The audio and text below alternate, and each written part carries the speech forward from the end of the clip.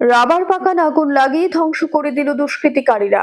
গোলাঘাটি বিধানসভার অন্তর্গত কাঞ্চনমালা গ্রাম পঞ্চায়েতের ২ নং ওয়ার্ডের সদস্য পূর্ণিমা দাস সহ ওনার পরিবারের লোকজন মঙ্গলবার রাতে ঘরের কাজে ব্যস্ত ছিল।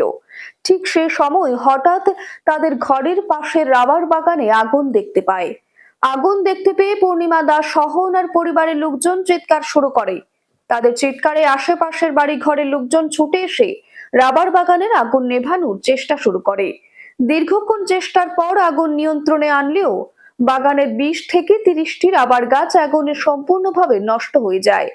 বুধবার ক্ষতিগ্রস্ত পঞ্চায়েত সদস্যের পরিবারের পক্ষ থেকে আমতলী থানায় অভিযোগ জানায়। বুধবার সংবাদ মাধ্যমে দ্বারস্থ হয়ে পঞ্চায়েত সদস্য পূর্ণিমা দাস সহ ওনার পরিবারের লোকজন গোটা ঘটনাটি তুলে ধরেন এবং দুষ্কৃতিকারীদের এই ধরনের ঘটনার হাত থেকে বাঁচতে সবাই যেন সতর্ক থাকে সে বিষয়েও আহ্বান জানান। আমরা বাড়ির মধ্যে একটা পূজার কাজ করতেছি। আজকে তো সরস্বতী পূজা, কালকে রাত্রে আমরা সবাই মিলে বাড়িতে কাজ করতেছি পরে এরপরে বক্স মিশিংও চলতেছে। তারপরে আমরা খাওয়া দাওয়াও করে সারছি পরে এরপরে ঘরের পিছনের দিকে আইয়া দিই আগুন। কিরে আগুন ওমা বাগানে আইয়া দেখতেছি এইভাবে জ্বলে যেতে গেছে। তারপরে দিয়ে আমরা দেখে দৌড়ে বাড়ির থেকে সবাই আইলাম, আইয়া সেরা কিতারে করুম না করুম, তারপরে জল টল আইনা সেরা সবাই মিলে নিবাইলাম। জল টল দিয়ে সেটা সবাই ফরিয়া টরিয়া মানে আগুনে সবাই মানে উড়াউড়ি করে আমরা এমনকি ফুলাহান টুলাহান ফরিয়া যেতে লাগছে দৌড়াদৌড়ি করে। কয়টা গাছ ক্ষতি হয়েছে? ও প্রায় ২০-৩০টা হইব।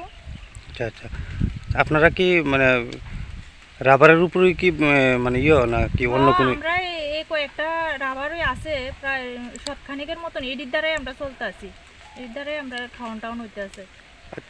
বিষয়টা পুলিশে জানাইছেন নি আপনারা? আমরা জানাইছি। কোন থানাতে?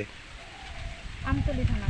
আমরা চাইতেছি যে এমন কি আমরা একদিন বাগান নষ্ট করতে চাইছে, অনেক সময় আবার অন্যেরাও চাইবো যে এমন কোনো কারোর ক্ষতি না হয়, মানে দোষারিকটারে মানে ধরানোর লেগে যেহেতু এটা ইয়া করে আনে। Bureau report, news daily Bharat.